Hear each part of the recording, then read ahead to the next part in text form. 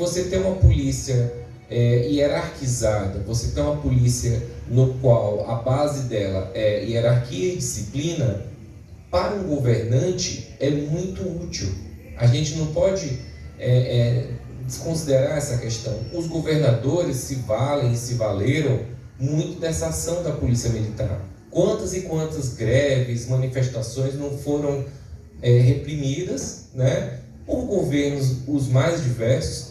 E aí eu estou querendo sempre trazer para uma questão local, que embora a gente tenha no estado do Nordeste 9 governos que se dizem progressistas, né, enche a boca para falar isso aí, um governador do PT, aqui no caso do Ceará, a gente tem políticas de segurança que repetem padrões que são mais do mesmo de qualquer política, né? Então, uma questão que eu acho que a gente tem que pontuar de uma maneira muito forte é a questão da prevenção.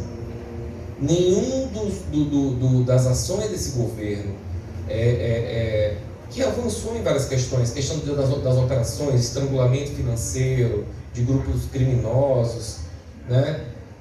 Mas o tripé da prevenção ele está manco, né? Se a gente pegar o sistema de justiça criminal, se a gente pegar os órgãos de segurança, se a gente pegar a prevenção dentro dessa dimensão da segurança, que é uma dimensão muito complexa, você vê que o sistema de justiça criminal ele é lento, né? Em 98 a gente teve 800 e alguma coisa de homicídios no estado. Esse número hoje ele representa o número de adolescentes que morrem no estado, né? Então hoje a gente está na casa de 3.000, já chegamos a 4.000, 5.000. As varas do júri, que são as varas que são responsáveis por julgar crimes de morte, são as mesmas naquela época, o mesmo número. Então, como é que esse sistema ele vai dar conta de uma punição mais rápida, de um processo mais célere, né? A nossa Polícia Civil ela ainda se baseia muito por um procedimento cartorial de tomada de depoimentos. Se avançou na questão de policiamento da polícia técnica, mas ainda é muito pouco eficaz nesse sentido, né? Então, esse ponto também do sistema de justiça criminal ele é um ponto muito falho, né? E por que a polícia militar ela incha? Porque ela vai fazendo o papel da polícia civil. Ela toma depoimento, ela faz prisões. Eu trabalhei investiguei esse setor, que é o setor de inteligência da polícia, e quando você vê as delegacias que apresentam os melhores resultados, elas têm uma boa parceria com grupos de policiamento reservado, que são grupos de policiais que andam à paisana, de policiais que se apresentam como policiais civis, né? Se a gente tivesse num número de pessoas maior, podia ter muito bem um policial do reservado aqui, né? Relembrando uma história da Rosa da Fonseca, eu participei de um evento, de um lançamento de um livro, ela estava lá e eu estava conversando na época sobre esse meu trabalho e tudo, e aí ela disse que ela tinha uma ficha imensa, assim, um dossiê, né, do policiamento reservado na época que fazia esse monitoramento, e ela disse, em tom de brincadeira, né, ela disse, olha, tinha um lá que eu já sabia quem era o cara, então toda vez que eu estava no evento, era o mesmo. E aí a gente virou uma coisa tão assim, escrachada, que a gente até brincava. Aí o cara falou assim, Rosa, bora encerrar o discurso aí que eu tenho que ir embora. Porque a função dele era monitorar quem estava e fazer um relatório diário, e aquilo ia se acumulando. Então assim, essas pessoas, elas são um exemplo muito mais dramático, assim, muito mais incisivo de uma ação de polícia desregrada. Que se você não tem a informação de que aquela pessoa é policial pela vestimenta e ela pode se valer de qualquer prerrogativa, e aí a questão da tortura é uma coisa muito utilizada. Quer dizer, o trabalho da polícia ele contém uma série de ilegalismos que o faz se tornar eficaz. Quer dizer, em vez de se profissionalizar, em vez de se trabalhar uma noção de uma polícia que atue de forma mais eficaz dentro de padrões dos direitos humanos, de padrões do que se determina da Cruz Vermelha, porque assim, há toda uma série de padrões, de procedimentos para se usar uma arma de fogo, né? Você não pode, a arma de fogo ela não pode ser a primeira coisa a se usar em uma situação, né? Mas isso, existe tudo isso e isso não é aplicado. E isso não é aplicado em um governo que vai estar apoiando o Lula este ano. Eu acho que a segurança pública é um assunto dolorido para quem está na militância e tal, principalmente para quem está no Ceará, porque a gente está muito exprimido dentro do campo de discussão que a gente pode fazer. A gente, quando começa a bater muito no governo, a gente também acaba dando munição para quem é oposição, né? Então, assim, é uma situação um pouco constrangedora no sentido, não que a gente fique com vergonha, mas da expressão de constrangimento, que é apertar. A gente tem pouca margem para falar, né?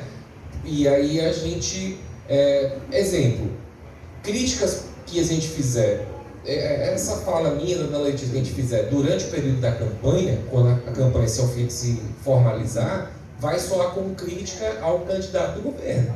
Porque quem que a gente vai reclamar? De quem está no poder, né? Então, eu acho que um ponto importante que a gente pode colocar como uma grande bandeira é a questão da prevenção. A gente tem aí um número muito grande de pessoas que não trabalham, que não estudam, né? Que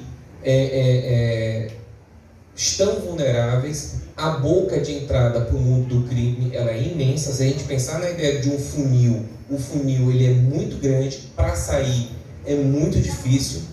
A gente não tem essa perspectiva de ter um trabalho de prevenção, de ter um trabalho nas escolas, e é algo que se trata,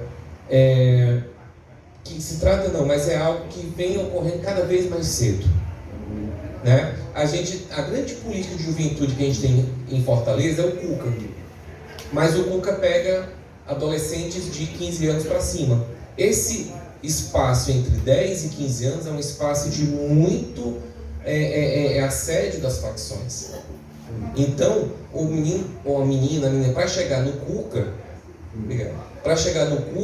ele tem 5 anos ali que ele está numa escola que ninguém sabe o que ele está fazendo, que ele está vendendo coisa na rua e depois está na escola. Eu uma vez conversei com alunos de uma creche e aí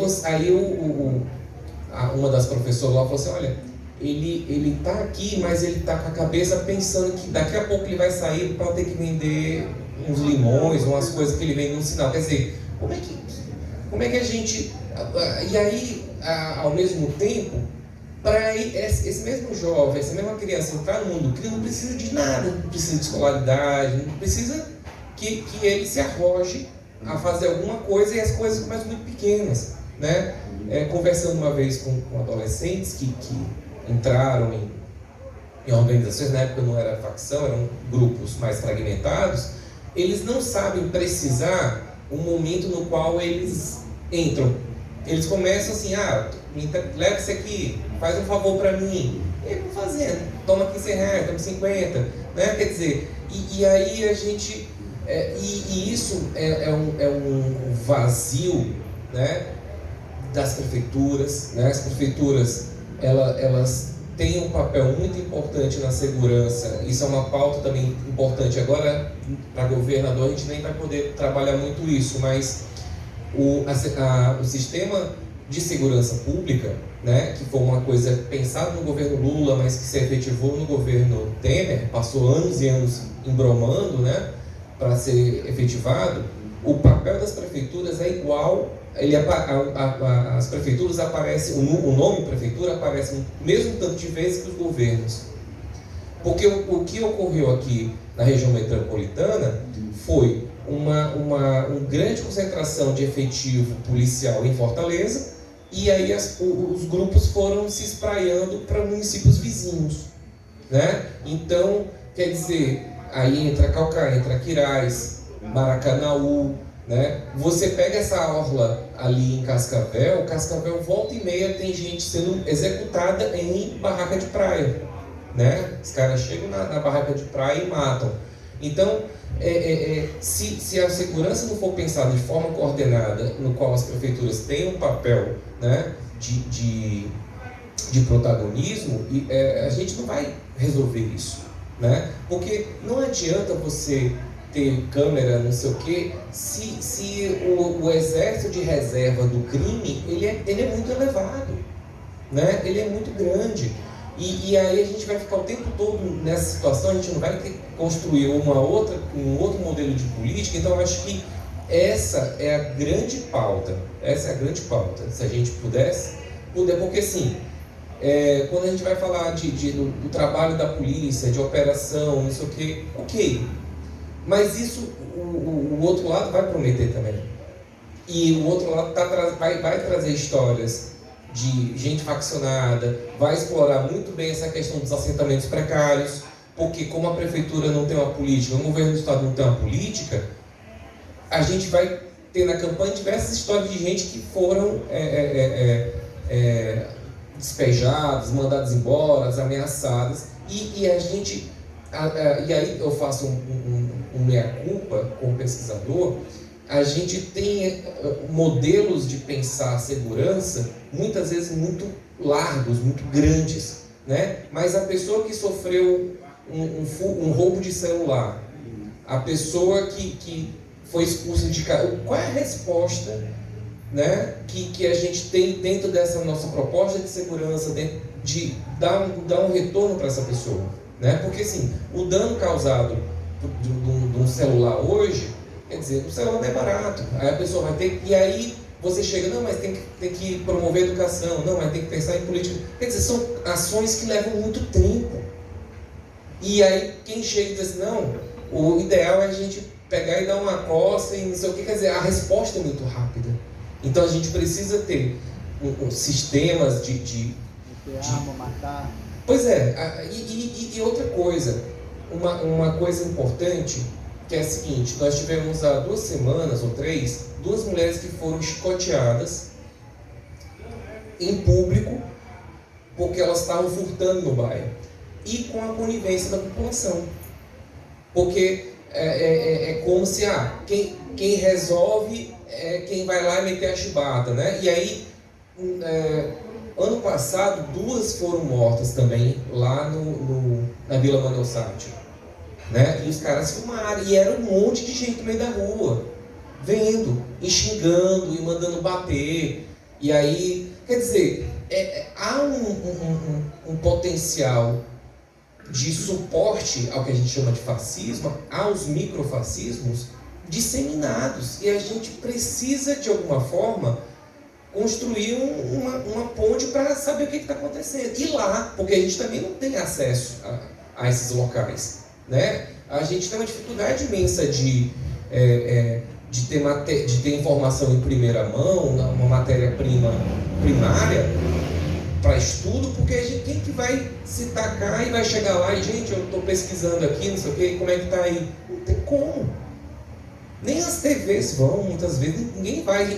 A grande informação sobre a violência de Fortaleza, ela se dá por meio de grupos de WhatsApp, que já é uma coisa mediada. Então, o desafio está posto. Vocês são os multiplicadores. Vocês vão estar nos locais onde vocês estão, onde vocês atuam, na rua, conversando. E uma coisa importante, pessoal, só ver aqui. Já falei demais. Uma coisa importante para fechar é a seguinte, eu sei que o negócio não está bom, mas quem está militando, é importante passar esperança, é importante passar confiança, né? Depois a gente se tranca e grita, porque as pessoas, elas estão, assim, há uma demanda de perspectiva, uma demanda de poder sonhar. A gente está numa situação que você pega uma Assembleia Legislativa, você não tem debate sobre o Ceará no futuro, você não tem debate sobre Fortaleza, ninguém pensa no futuro. As pessoas estão pensando só em nada, só em se reeleger. grandes debates, não tem mais. E parece que assim, e a questão do Lula também parece que a gente está querendo tirar, mas assim, e aí Lula, qual é o projeto? Porque parece que 2023 vai ser igual aqueles panfletos de testemunho de Jeová, o povo passando a mão na cabeça do leão e não sei o quê, e não vai ser assim. Porque toda essa estrutura vai permanecer, você vai precisar tirar estrutura das direções, vai precisar fortalecer policiais que se identifiquem mais com as causas populares, que existem, mas que essas pessoas costumam ser reprimidas internamente e tal. Você vai ter que fazer um mapeamento aí de pessoas e a gente vai ter que estar cobrando e vai ter que estar dando suporte também. Então, termos um projeto, a gente precisa ter um projeto, né? Mas é isso, assim, é um ponto de partida dessa conversa. Agradeço a atenção e que a gente possa encarar esse desafio, que é um desafio não só nosso, um desafio. Meus filhos estão adolescentes, um vai fazer o Enem este ano, e eu fico pensando, que país que esse menino vai pegar? E isso, cara, é uma coisa que eu evito de pensar muito, porque, assim, as coisas podem acontecer comigo, mas para os meus filhos, eu não, sabe, assim, eles não têm a fibra que a gente passou de fora FHC, não sei o quê. Eles estão entrando num universo totalmente hostil, né? E eu acho que toda essa luta, a minha vinda aqui é pensando nesse aspecto, entendeu? Pensando nas próximas gerações. A gente precisa entregar um país melhor para quem está vindo, né? É isso.